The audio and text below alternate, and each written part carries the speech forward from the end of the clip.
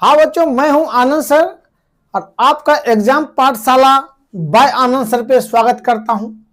आप सब जानते हैं कि हम सब जो है निःशुल्क रूप से पढ़ा रहे हैं और बच्चों को कंपटीशन के जहां तक संभव हो नज़दीक ला रहे हैं।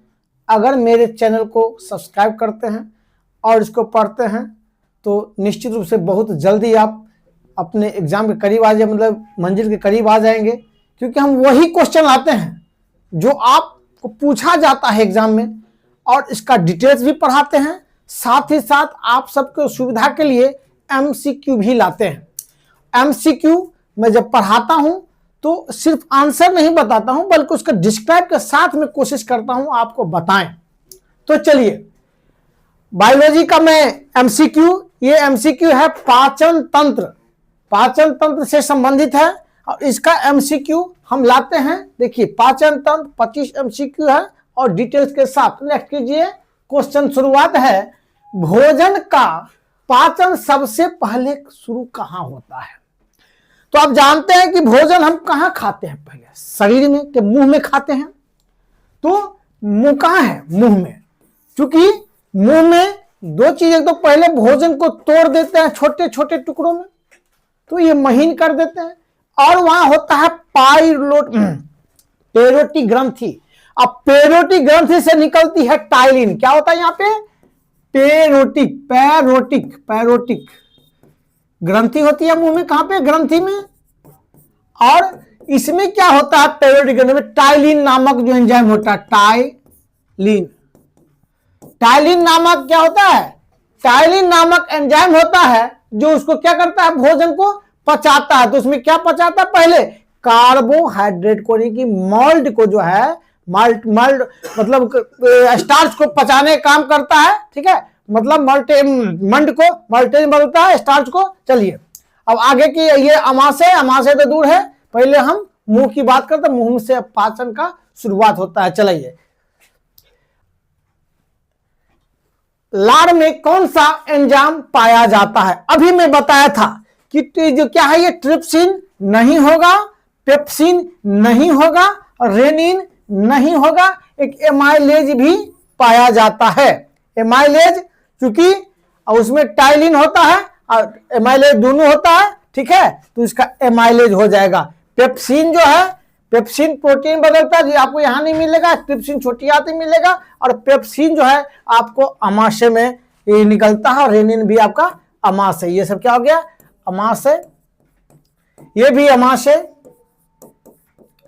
और ये हो गया आपका छोटी आंत।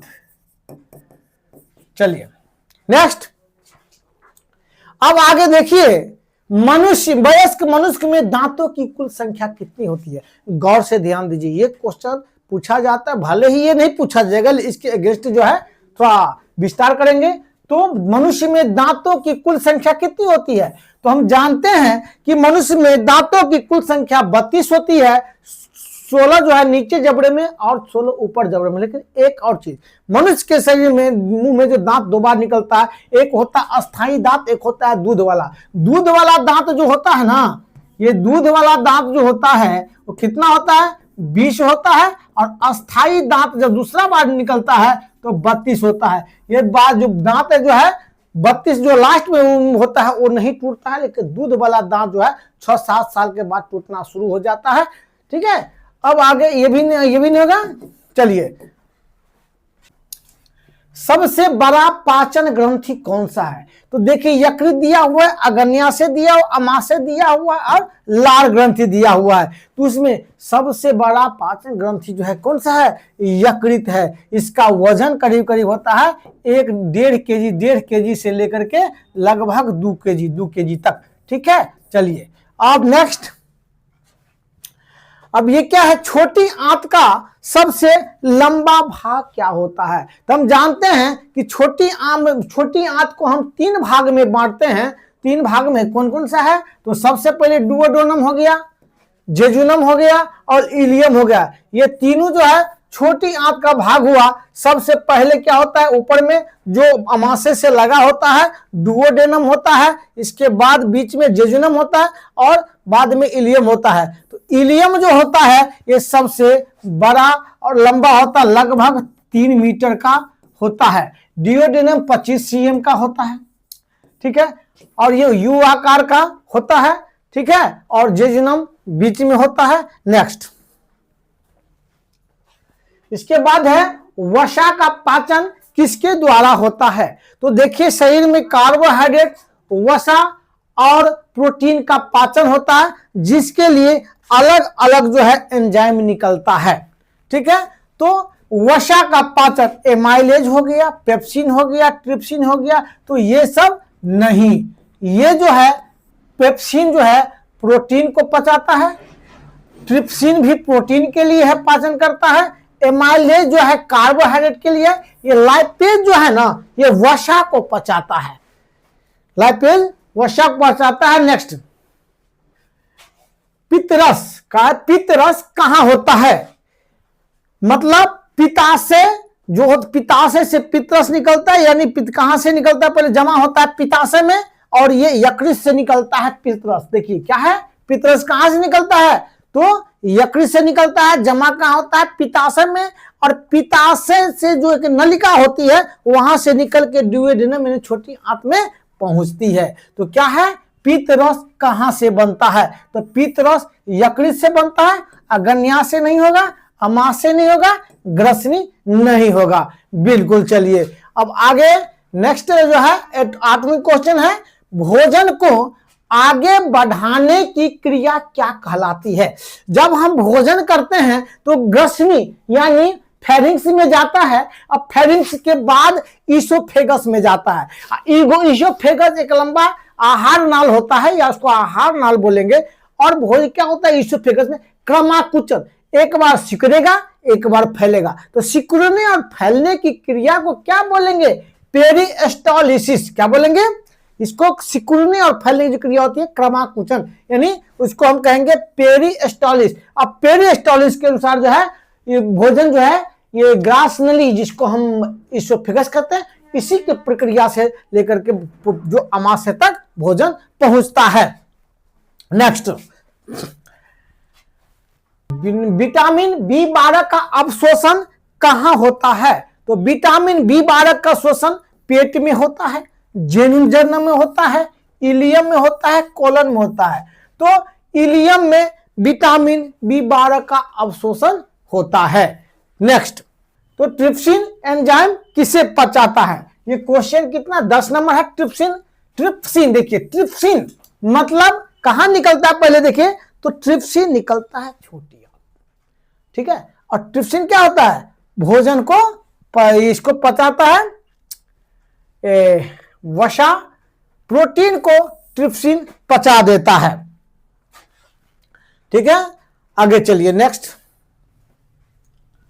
आगे अमाशय अम्ल कौन सा है, अमाशय का अम्ल कौन सा, अमाशय बहुत अच्छा क्वेश्चन है, और क्वेश्चन पूछा जाता है कि अमाशय में जो अम्ल होता है पहले निकलेगा कौन, तो HCl अम्ल वहां से निकलता है, हाइड्रोक्लोरिक अम्ल, और हाइड्रोक्लोरिक अम्ल का सब बहुत कम उसका पीएच मान होता है, लगभग उसका 1.5 से 2 के आसपास उसका पीएच मान होता है, और ये क्या करता है, भोजन में आए हुए जीवाणु को मार देता है, साथ ही साथ ये क्या, तो भोजन को अत्यधिक अम्लीय बना देता है, ठीक है। और पेट में जब कभी कभी हमको जलन होती है, भोजन करते हैं ढिकार आता है और खट्टापन लगता है, इसी HCl की वजह से, और जलन भी इसी HCl की वजह से होता है। तो देखिए क्वेश्चन आ गया आंसर, अमाशय में HCl निकलता है, और इतना चीज ही बता दिया। नेक्स्ट, 12वां देखिए, आंतों की उंगली जैसी संरचनाएं क्या कहलाती, तो छोटी आंत चिंती में, ठीक है, इसमें क्या है, इसमें छोटी आंत जो होती है उसमें एक उंगली नामक संरचना होती है, जिससे उसके सतह भी बढ़ जाता है, सतह का क्षेत्रफल बढ़ जाता है, और उसको हम कहते हैं विली। अंग्रेजी में VILLI कह सकते हैं, या विलाई भी बोल सकते हैं। ये क्या करता है, भोजन को एकदम रस को चूस लेता है, एकदम घिच घिच करके चूस लेता है उसको, और उसका मतलब उसको जितने पोषक तत्व होते हैं उसका अवशोषण करके ब्लड में पहुंचा देता है। नेक्स्ट, पित्त रस का रंग किसकी वजह से होता है? तो देखिए पित्त रस का रंग जो होता है ना हल्का हरा और पीला टाइप का होता है। और पित्त रस को बनाता कौन है? यकृत बनाता है। और यकृत में कैसे होता है? तो बिलिरुबिन नामक पदार्थ होता है जो ब्लड के आरबीसी या ब्लड के टूटने से जो बनता है उसको आरबीसी जब टूटता है तो बिलिरुबिन नामक पदार्थ बनता है।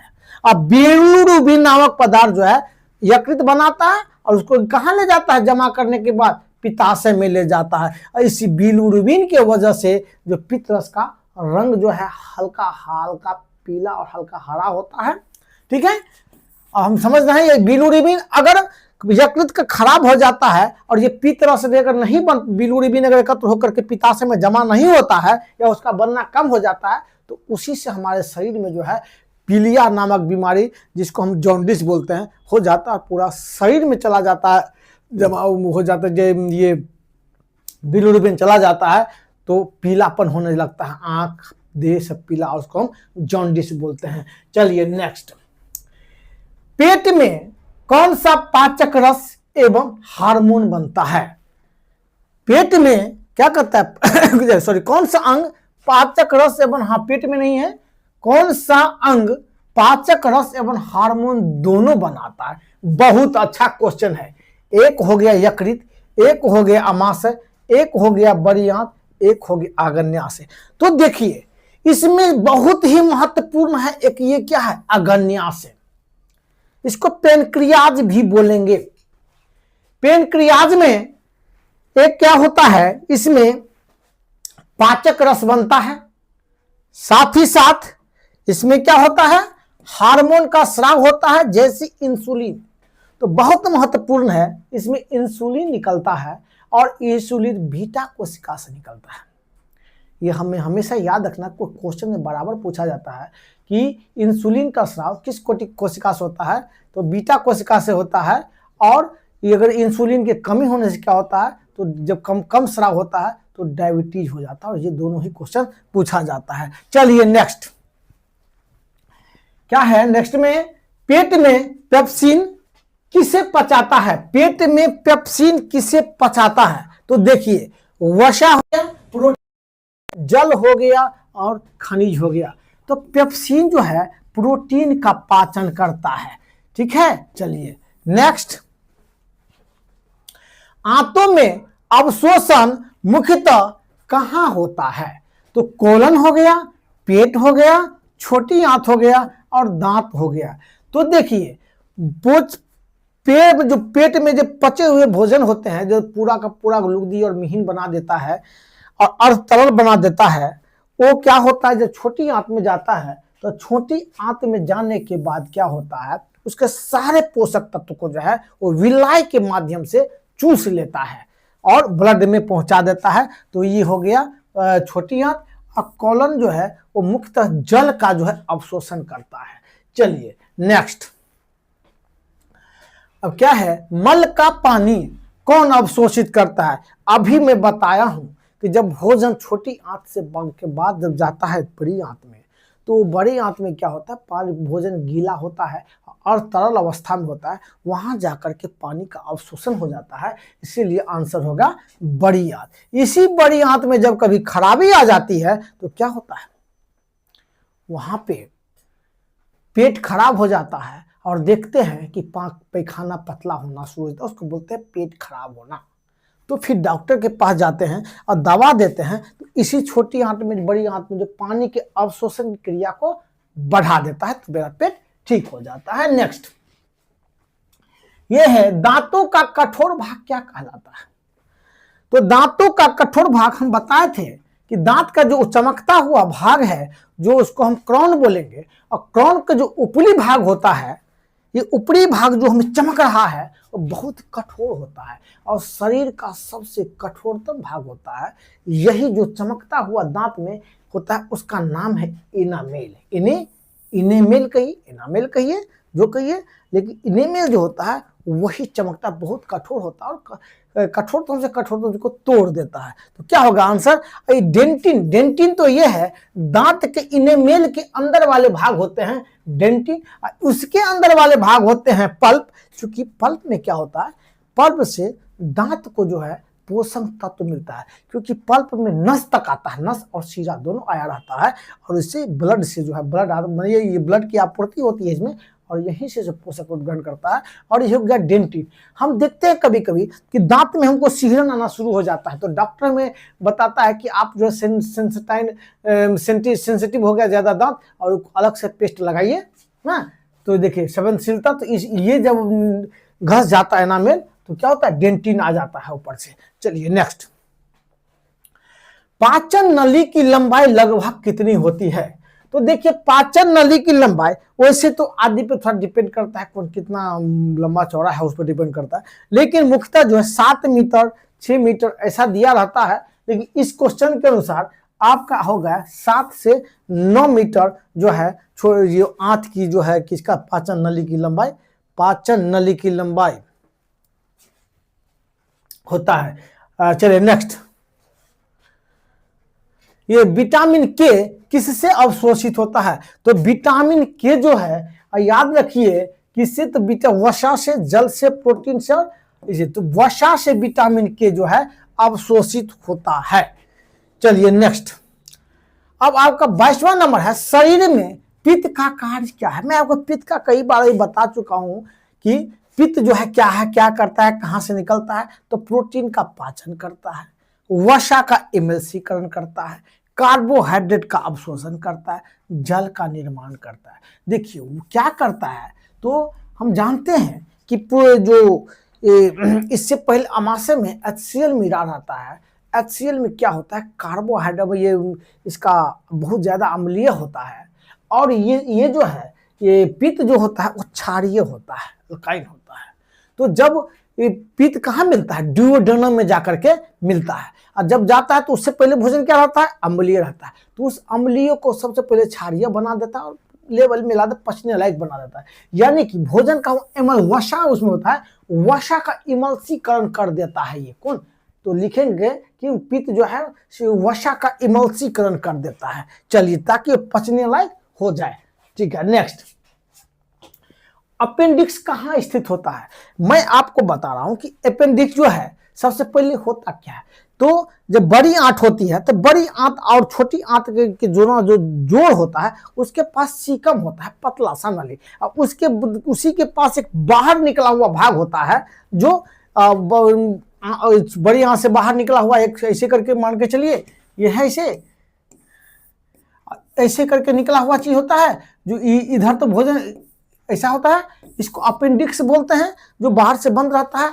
तो वो हमारे लिए कोई काम कर, उसको अवशेषी, तो पूछा जाता है कि मनुष्य के शरीर का अवशेषी अंग बताइए, तो अवशेषी अंग आपका हो गया कौन, अपेंडिक्स होता है, ये सीकम के पास होता है। तो अपेंडिक्स कहाँ होता है, तो पेट में कोलन के पास जो ना, तो ये कोलन में के पास होता है, यानी यहाँ छोटी आंत और बड़ी आंत मिलता है वही सीकम होता है। तो ये कोलन के पास ना, कोलन का जो एक सीकम भाग हो गया सीकम, तो उसके पास कोलन के पास जो क्या होता है, अपेंडिक्स होता है, यानी बड़ी आंत में। चलिए नेक्स्ट, उल्टी को नियंत्रित करने वाला केंद्र कहाँ होता है?